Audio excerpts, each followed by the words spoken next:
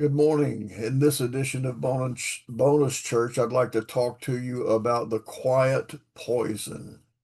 The writer of Hebrews says it this way: See to it that no one falls short of the grace of God, and that no bitter root grows up to cause trouble and defile many. See, bitterness doesn't show up overnight. That would be the quiet poison. It starts small, sort of like a seed. It's planted in the soil of offense. Been offended? Don't let bitterness take root.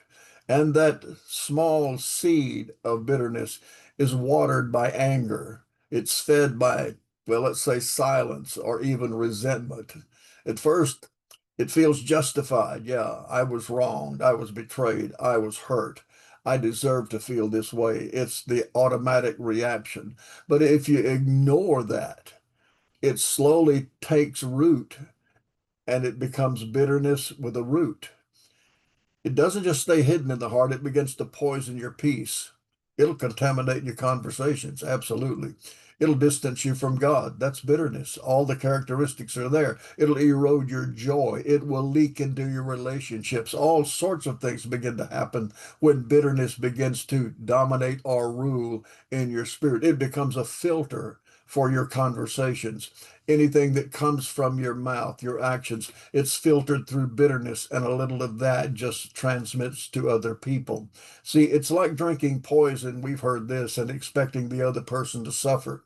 You might think you're protecting yourself, and that's the default position, but I'm really imprisoning my soul when I let bitterness take root in my life. God's antidote, oh, he's got an antidote. Yes, it's grace. Hebrews 12:15 warns us about the bitter root that grows up and defiles many. And that's because bitterness never stays personal. It spreads. Yeah, it's contagious. But there is a cure. Grace is the cure. What is our most common and probably favorite definition of grace? Favor, kindness, gift. That brings us joy. Grace actually carries a rich range of meanings, and it depends on the context in which you're going to use it. But at its heart, it refers to unmerited favor or kindness. It's a gift freely given. It's not earned. The Bible says, "For by grace are you saved through faith." Yeah, freely given. Grace is not earned, it's freely given. What an incredible gift.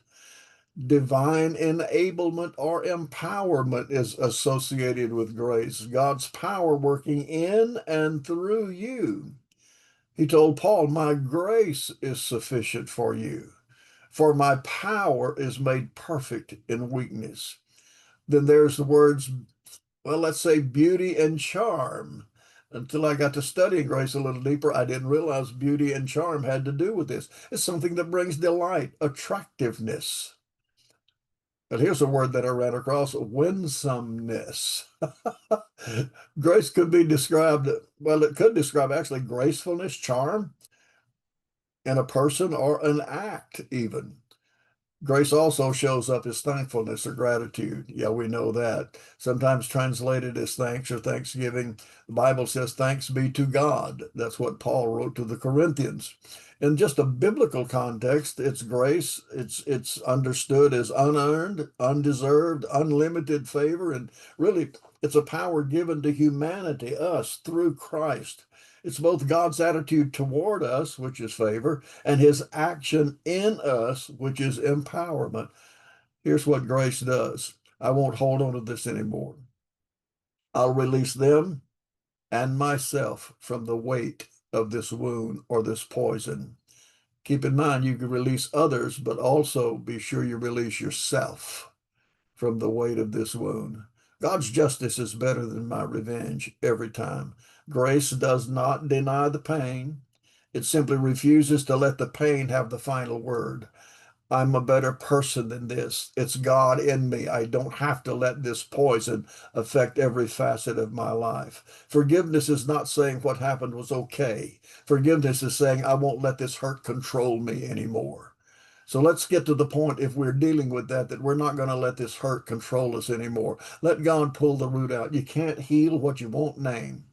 Is there someone I haven't truly forgiven? Am I still holding on to words that wounded me? Take a little inventory in Bonus Church today.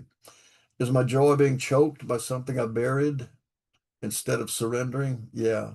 See, God is gentle, but he is strong. He won't rip it out violently. You're not getting delivered from demonic depression or demonic this or demonic that. It's just God's grace reaching in and touching your life and you saying, I'm just not going to live with this anymore. He'll remove it with grace if we let him. That's his tendency. He's a God of gentleness, but absolute strength. I pray that you enjoy a wonderful Lord's Day and that this day brings you abundant blessings. And should there be the poison of bitterness within you, let's deal with it. Deal with it today. It can leave you before you get to your chosen place of worship today. To God be the glory. Remember, no one succeeds alone, and we will talk again soon. God bless you.